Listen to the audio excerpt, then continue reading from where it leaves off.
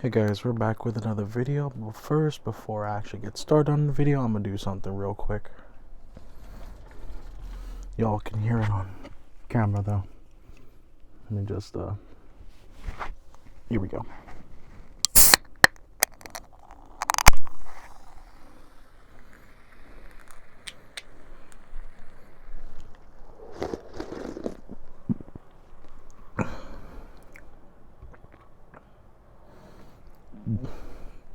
Yup. That was absolutely necessary. I needed to crack open a cold one because of everything going on. And that everything going on is mostly actually getting over being sick. But yeah, today we're gonna be taking a look at Excellion, or this just a red redeco hotshot. You know, if you had the original toy, yeah, it's the same deal, just red and blue. At first I thought it was Hot Rod when I saw him like way back when, but then it's like, oh no, this is not Hot Rod, this is a whole different thing. It's this Excellion, which is a play on Hotshot's Japanese name, Excellion, which is pretty nuts. Also, yeah, this box is all beat up because of, if you saw that initial short where I just took him out and tried to figure things out, yeah, I wasn't happy about that, but that was back then, this is now. And just gonna keep things simple with the car mode comparisons for later. And yeah, but we're gonna be taking a look at Excellion. And yeah, red and blue car. Well, red and gold car with blue windows and all that. Visible head syndrome, but that's because I didn't turn it. He rolls pretty nicely, all things considered. Sorry, my keyboard's kind of dusty. I will work on that. But he rolls pretty nicely, despite, you know, these back wheels being clipped. I wish they were pinned, but, you know, can't win them all. And his accessories are actually appropriately colored, minus a cyber key. Though what's kind of odd is, I'll pull on Hotshot. It's red but unpainted. This one's blue but painted.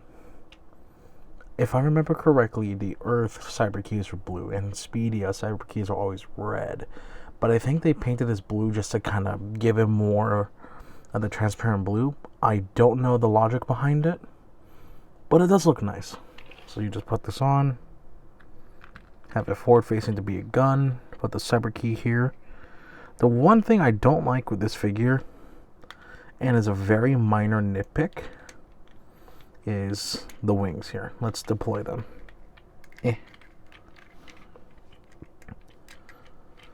They're orange. On the original toy, they were blue. Then again, they kind of did something similar with Hotshot too, where, again, they just made it a plain red instead of matching the transparent yellow. I don't like that they did that for these figures, and I think that is my only complaint. Very minor nitpicky complaint, but yeah, either way, comparison. Yeet. And then the tiniest car I have right now. Yeet.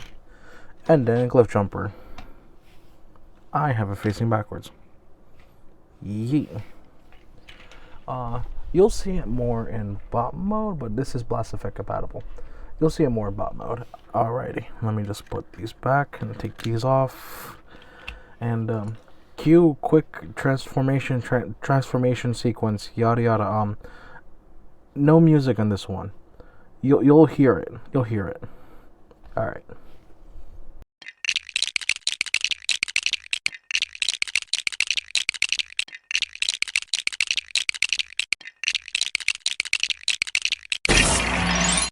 Alright, if you caught what the noise was, there you go.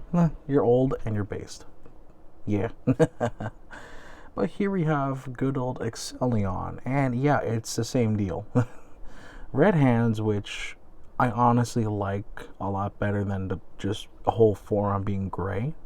Although maybe instead of red, maybe they could have gone with the orange or even like the blue. It's like, I get it. The red is nice, but at the same time, I kind of wanted a different color. But I think that's just kind of to be consistent with Hotshot, because I think his hands are blue. So yeah, maybe it's just for consistency. And yeah, no, everything looks great. Fire details on the front of the cars there. His eyes are a nice blue paint, though it's kind of hard to tell with just the way the head is. And there's no light piping. Legs look nice, look fairly accurate to the original. Again, the blue really feels nice here. And then yeah, not too much. Articulation though, same deal. Ball jointed head. Arms can go full 360, depending on how you move the bit right here. Bicep rotation, elbow bend, and if you you can just remove this for the sake of ease. And then you got wrist swivel. Makes it difficult with this being on though. But there you go. The legs kick forward about that far. If you move that, they can kick back about yay far. You can even do the splits, thigh rotation, knee bend, and ankle tilt. And if you want to take advantage, you can move the feet like that, and all that fun jazz. Real quick, we could just go over the accessories. He has a gun and the Cyber Planet key. Oh, did not mean to take that off. Cyber Planet key. Doesn't deploy like the original. You can pull the wings out if you want to do that. There you go. And then we'll just showcase that this thing can indeed take blast effects. Let me grab one real quick. Alright, I don't have an appropriately colored blast effect, but that's the best I can do. Let's get on to size comparisons. Alright, to start off, here we have him next to Vector Prime with the upgrade kit by DNA Designs. Then we have Transformers Prime Universe Smokescreen. And then we have Armada Red Alert. Alright, and then we have him next to his original version, Hotshot.